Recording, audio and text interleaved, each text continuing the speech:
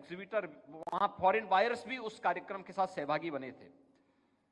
उत्तर प्रदेश के पोटेंशियल को देख करके सब आश्चर्यचकित थे। क्या ये कुछ उत्तर प्रदेश में हो रहा है? क्या ये सब चीजें उत्तर प्रदेश में हैं? उनको आश्चर्य होता था इन सभी चीजों को ध्यान रखकर देख करके। लेकिन ये नया उत्तर प्रदेश है, नए भारत का नया उत्तर प्रदेश। इंफ्रास्ट्रक्चर से लेकर के, प्रदेश में बेहतर कानून व्यवस्था को लेकर के, ईज ऑफ डूइंग बिजनेस से लेकर के, चाहे वह प्रदेश के अंदर दी जाने वाली किसी भी अन्य प्रकार की सुविधा और सुरक्षा के बेहतर माहौल को आगे बढ़ाने के लिए प्रदेश सरकार ने दिशा में बेहतर प्रयास किए हैं। और मैं आज के इस अवसर पर आप सबसे ये अपील करूंगा, हमें भी उसके लिए अपने आप को तैयार करना पड़ेगा। याद रखना, आज का समय कंपटीशन का, एक स्वस्थ प्रतिस्पर्धा को आगे बढ़ाने का है। इस स्वस्थ प्रतिस्पर्धा में अगर आप अपने आप को तैयार करेंगे, कोई कारण नहीं कि आप मार्केट में टिके रह पाएंगे, कोई कारण नहीं इसमें, क्योंकि पूरी दुनिया विश्वसनीयता की दिशा आज भारत की तरफ देख रही है और भारत में उत्तर प्रदेश की तरफ देख रही है। तो स्वाभाविक रूप से यह समय आपका है। उत्तर प्रदेश सरकार ने इस समय अनेक प्रयास प्रारंभ किए हैं, व्यापक रिफॉर्म किए हैं। आपने देखा होगा 46 वर्ष लगे हैं नोएडा, ग्रेटर नोएडा को विकसित करने में। तब हमारे पास 33,000 एकड़ लैंड वहां उपलब्ध हो पाई और आज वो स्वरूप वहां का दिखता है। आज आप एनसीआर में चले जाइए, कहीं भी, दिल्ली हो या एनसीआर का कोई भी अन्य पार्ट, आप उसमें नोएडा, ग्रेटर नोएडा और यमुना अथॉरिटी, उन सबसे अलग और एक नयापन दिखता होगा उसमें। अन्य की तुलना में आप देखेंगे तो अन्य जगहों से लोग छोड़ छोड़ करके आज वहां आ रहे हैं। वर्तमान में हम लोगों ने झांसी बुंदेलखंड क्षेत्र में भी एक नए औद्योगिक संस्थान के निर्माण की कार्रवाई को आगे बढ़ाया है और नोएडा, ग्रेटर नोएडा को बसने में लगे 46 साल और कुल 33,000 एकड़ लैंड वहां के लिए उपलब्ध हो पाई थी। झांसी बुंदेलखंड के लिए हमारे पास पहले ही चरण में 38,000 एकड़ लैंड उपलब्ध है, जिस पर हम लोगों ने अपनी कार्रवाई को आगे बढ़ा दिया है। 46 वर्ष लगे हैं वहां पे एयरपोर्ट बनाने के लिए। जब हमारी सरकार आई तो हम वहां पे इंटरनेशनल एयरपोर्ट जेवर में बना रहे हैं, जो अगले वर्ष फरवरी तक हमारा प्रयास है कि वहां पे पहली रनवे को हम प्रारंभ कर दें। झांसी बुंदेलखंड औद्योगिक क्षेत्र जो बनेगा, इसमें पहले चरण में ही 4 लेन की कनेक्टिविटी के साथ हम एयरपोर्ट भी देने जा रहे हैं।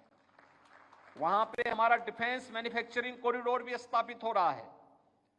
वहां पे तमाम अन्य प्रकार की, यानी भारत डायनेमिक्स ने पहले से वहां पे अपना निवेश प्रारंभ कर दिया है और भी अन्य निवेश की संभावनाएं तेजी के साथ वहां आगे बढ़ी हैं। और मैं आपका आह्वान करूंगा कि प्रदेश के अंदर तो हर जिले में इस प्रकार की संभावनाएं हैं कि जहां पे आज के दिन पे लैंड बैंक की समस्या भी नहीं है और वहां पे सुरक्षा की भी कोई समस्या नहीं है। यूपी के अंदर आज के दिन पर आप किसी भी सेक्टर में निवेश की इन संभावनाओं को तलाश करके न केवल अपनी पूंजी को बल्कि स्वयं की सुरक्षा को भी आगे बढ़ाने में आपको काफी मदद उत्तर प्रदेश के अंदर मिल सकती है। आज के इस अवसर पर मैं आप सबसे इसी बात को कहना चाहूंगा, सरकार टेक्नोलॉजी का भी उपयोग करना चाहती है, आपकी हर समस्या का समाधान भी करना चाहती है और सरकार का हर प्रकार का, जैसे पिछले 6.5 वर्ष के अंदर आपका रहा होगा कि 6.5 वर्ष के अंदर आपने देखा होगा किसी भी स्तर पर बिना किसी बैरियर के हम इस पूरी व्यवस्था को लेकर के चले हैं। आगे भी सरकार के स्तर पर इस प्रकार के सहयोग की मैं आपके प्रति आपको मैं आश्वस्त कर सकता हूं कि सरकार का यही सकारात्मक सहयोग इंडस्ट्री को, उद्यमियों को और यहां के सभी बिजनेसमैन को प्राप्त होगा। लेकिन साथ साथ मैं आपसे भी इस बारे में अपील करूंगा, हम भी अपने स्तर पर प्रयास करें कि सरकार के साथ मिलकर के एक सकारात्मक माहौल बनाने में जो आपने योगदान दिया है, आज हमें IIA, CIA या इस प्रकार के जितने भी जो संगठन है, औद्योगिक संगठन है, इनके द्वारा जो भी हम लोगों के साथ मिलकर के अलग अलग तरीके से सरकार के कार्यक्रमों को आगे बढ़ाने में मदद दी जाती है। और हम भी चाहते हैं कि सरकार के साथ मिलकर के इन कार्यक्रमों आगे बढ़ाना, कहीं कोई समस्या है तो उसके समाधान का एक मैकेनिज्म तैयार होना, कहीं पे आपको लगता है कि ये बैरियर बन रहा है, उस बैरियर को हटाने का काम सरकार का है। लेकिन सरकार प्रदेश की इकोनॉमी को तेज करने के लिए और इंडस्ट्री को वहां पे लोकल स्तर पर रोजगार की संभावनाओं के साथ जोड़ने के लिए भी अगर हम अपने स्तर पर लोकल इंस्टीट्यूशन को अपने साथ जोड़ सकें, इंडस्ट्री के साथ जोड़ सकें, तो आपको सस्ता मैन पावर स्थानीय स्तर पर उपलब्ध होता हुआ दिखाई देगा। और इस पर मुझे लगता है कि बहुत अच्छे ढंग से काम किए जाने की आवश्यकता है। हम लोगों ने इस वर्ष सितंबर महीने में जो international trade show greater Noida में आयोजित किया था, मैं आप सबको इस बात के लिए फिर आश्वस्त करता हूं, 2024 में भी हम लोग सितंबर माह में ही इस प्रकार के इंटरनेशनल ट्रेड शो के लिए अभी से तैयारी कर रहे हैं। मुझे अभी तत्काल गोरखपुर जाना, आज गोरखपुर में भी एक ट्रेड शो है, वहां पर भी लगभग मेरा अनुमान है कि काफी बड़ी संख्या में, जो मुझे अभी तक बताया गया है कि काफी बड़ी संख्या में एग्जीबिटर पहुंचे हुए हैं। उनके द्वारा वहां पर एक आज गोरखपुर में गीडा की गोरखपुर औद्योगिक विकास प्राधिकरण जो है उसका आज स्थापना दिवस है।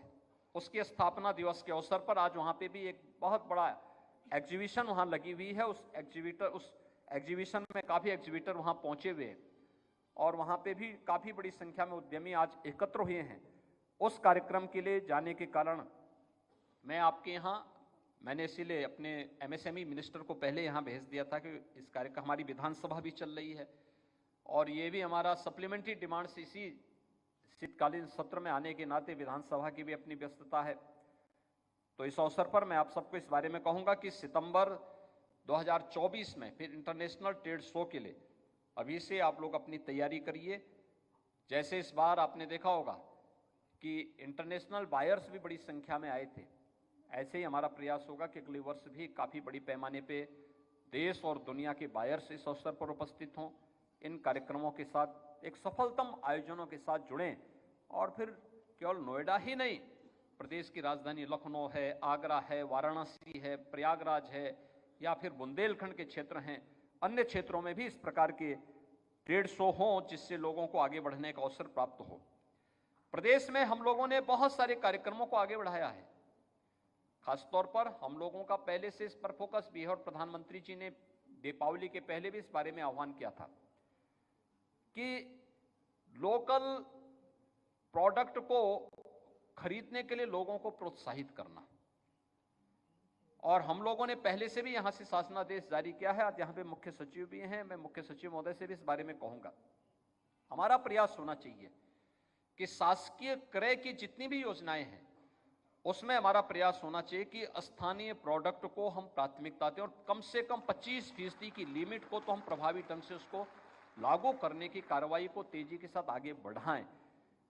वैसे भी हमारा प्रयास होना चाहिए, अगर लोकल इंडस्ट्रीज को हम प्रोत्साहित नहीं करेंगे, बस शर्त यह है कि क्वालिटी वे दें, क्वालिटी में कॉम्प्रोमाइज नहीं होना चाहिए, लेकिन हमें उसको प्रमोट करना चाहिए। और स्थानीय स्तर पर अगर हम उन्हें अन्य सुविधाएं दे रहे हैं तो हमारा प्रयास होना चाहिए कि लोकल स्तर पर रोजगार के लिए भी हम उन्हें प्रोत्साहित करने के लिए कहें कि लोकल इंस्टीट्यूशन को वे जोड़ सकें, अच्छा मैन पावर मिलेगा। और अब तो सरकार ने बहुत सारी स्कीम, यानी PM इंटर्नशिप की स्कीम भी आई है और CM इंटर्नशिप की स्कीम भी आई है, जिसमें अगर इंडस्ट्री इंस्टीट्यूशन से जुड़े हुए उन छात्रों को अपने साथ जोड़ती है, आपको हैंड्स मिलेंगे काम करने के लिए, लेकिन साथ साथ मानदेय देने में केंद्र और राज्य सरकार भी आपको आधी मदद कर देगा। तो आपके पास तो आपके पास एक वर्ष के लिए कुछ लोग मिलेंगे कार्य करने के लिए। आपने उसके बाद उसको मानदेय देने के बाद 1 वर्ष के बाद आप उसको सर्टिफिकेट देकर के जाएंगे, उसके पास एक एक्सपीरियंस होगा आपके यहाँ कार्य करने का। लेकिन साथ साथ आपके मानदेय के आधे लोड को सरकार स्वयं ले रही है। हमें इन सभी योजनाओं का लाभ भी लेना है। NCR से जुड़े हुए जो मामले हैं कि NCR में जो एनजीटी के कारण या commission for air quality management CAQM के द्वारा जो वहां पे तमाम जेनसेट को बंद करने के आदेश दिए गए हैं, मेरी आपसे अपील है, सरकार ने वर्तमान में बहुत सारी चीजों को आगे बढ़ाया है, खासतौर पर ई-बिलिंग को भी, और इसमें हमने सोलर पॉलिसी के अंदर, रूफटॉप सोलर पॉलिसी के अंतर्गत हम लोगों ने वहां पर जो व्यवस्थाएं दी हैं, उस व्यवस्था का भी लाभ अगर आप ले सकेंगे तो मुझे लगता है कि आपको वहां पर जितनी आपकी बिजली की खपत इंडस्ट्री के लिए होगी, उसमें भी आपको मदद मिलेगी, और साथ साथ पॉल्यूशन की समस्या का समाधान निकालने की दिशा में मैं MSME विभाग से कहूंगा कि एक बार पावर कारपोरेशन के साथ मिलकर के वहां पर जो हमारी पॉलिसी चल रही है, उस पॉलिसी को कुछ हम लागू कर चुके हैं। होम बायर्स के लिए हम लोगों ने लागू कर दिया है, इंस्टीट्यूशन के लिए लागू कर दिया है, इंडस्ट्री के लिए भी हम लोगों ने उस दिशा में प्रयास प्रारंभ किया है कि कॉमर्शियल और इंडस्ट्री के लिए भी इस दिशा में आगे प्रयास करें। तो इस पर भी वे कुछ नए प्रयास को आगे बढ़ाने का कार्य कर रहे हैं, तो इस पर भी हमारा प्रयास होना चाहिए कि इसको हम तेजी के साथ आगे बढ़ा लें। ये कुछ चीजें थी जिन पर आप लोगों की ओर से, आप लोगों को मुझे सरकार की तरफ से अपनी बात को यहाँ पे रखना था। मुझे पूरा विश्वास है कि यह उद्यमी सम्मेलन अपने लक्ष्यों को प्राप्त करेगा और प्रदेश के अंदर एक बेहतर औद्योगिक वातावरण बनाने में, खासतौर पर MSME सेक्टर को और बूस्टअप करने में यह मदद करेगा। इस दिशा में उत्तर प्रदेश ने पिछले 7 वर्ष में बहुत प्रगति की है, और जो आगे की संभावनाएं हैं, उन संभावनाओं को आगे बढ़ाने में यह हमें मदद कर पाएगा। मैं इस पूरे कार्यक्रम के प्रति अपनी शुभकामनाएं देता हूं। धन्यवाद। जय हिंद।